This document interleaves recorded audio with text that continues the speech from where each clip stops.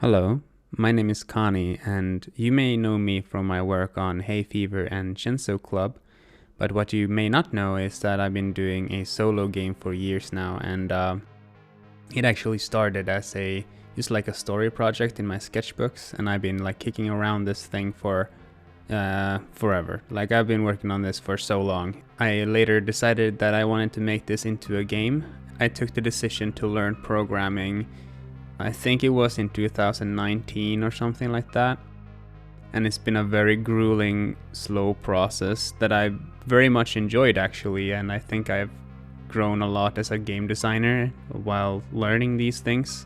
But it's a very, very slow process. But I'm feeling like I'm not progressing fast enough with the game where it's, reasonable. And so I have to make a very difficult decision and actually decide on taking this project in a different direction, actually in a completely different medium, and stop working on the game. I might return back to it, but if that happens, it will probably not be me coding the game. I will probably have to find a programmer to work with me to make this thing happen, but right now that's not really an option. And also because the story is so personal to me, I feel that I need to have complete artistic control over it. And that's not really suitable when you work with another person. You want to have them included and have their input on the story and stuff. But this story is very surrealistic, very strange, and very much a personal one to my life. I want to keep it close to me, but I still want to tell the story, and so I will do that in some other way at some other time. I'm going to continue working on this, but it's just going to be different. So that's with a heavy heart that I'm saying that. For anyone who actually looked forward to this game, I'm sorry that this happens. And for you guys that are interested, I'll be showing now the game that's being cancelled, sadly. I hope you enjoy what I have to show, and I'll talk a bit over the footage as well.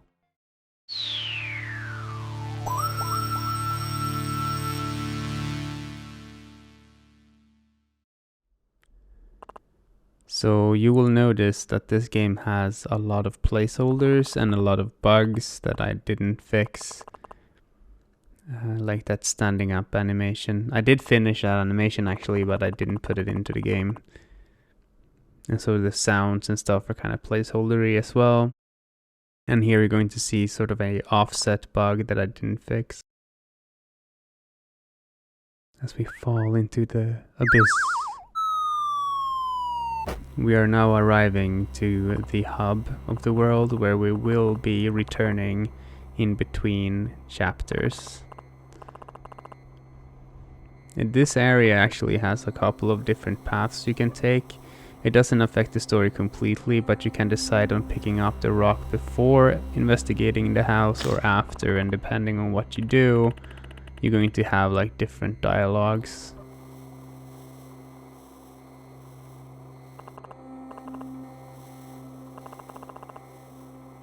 And so you try to break the window to get inside, because there's nowhere else to go. But you realize that these windows feel fake, like they're not really actual windows. And so you're stuck out here in this void, and so you decide to throw the rock, and you realize it's a body of water.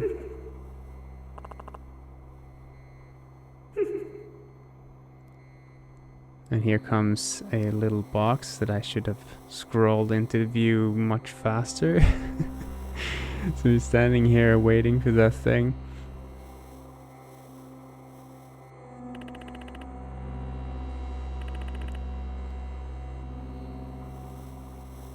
And that is this area in the beginning.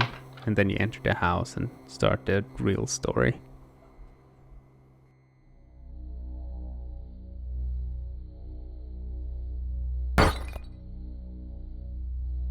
When you progress through the house, you will find this long corridor eventually.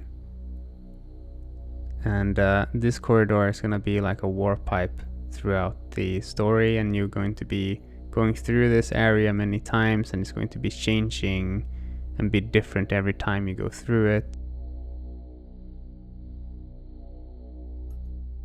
And so eventually you'll find yourself in this room with this little guy.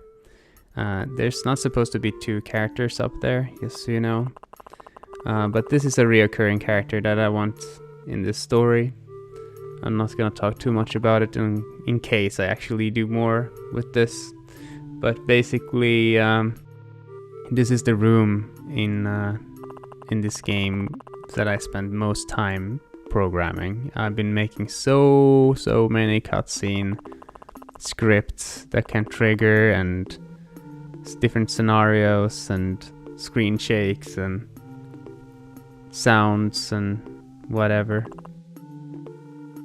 And so all you do in this room is like talk to different objects, and once you've interacted with all of them and had all the dialogues, you will be able to interact with the TV.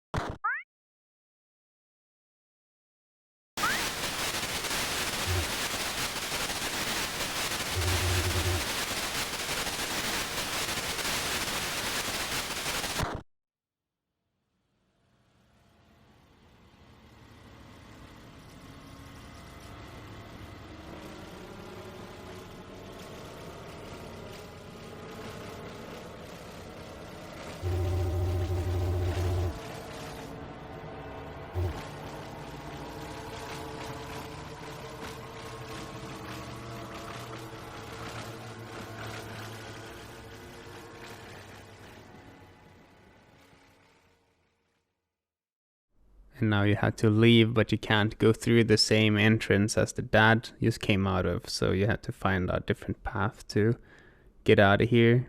And so you climb through the window. And then you loop back to the hub again, somehow. And that's as far as I got with this project. Most of the time went into learning programming, and I learned a lot, but I feel like I can't justify working on this for longer. And so I have to move on to something different that is more productive. I might return to this again if I find someone to work with, or I don't know what happens in the future, but this is where it's ending, sadly. But I hope you enjoyed the video and got something out of this. And remember, it's okay if things don't work out all the time. Sometimes you just have to count your losses and realize there are multiple paths in life.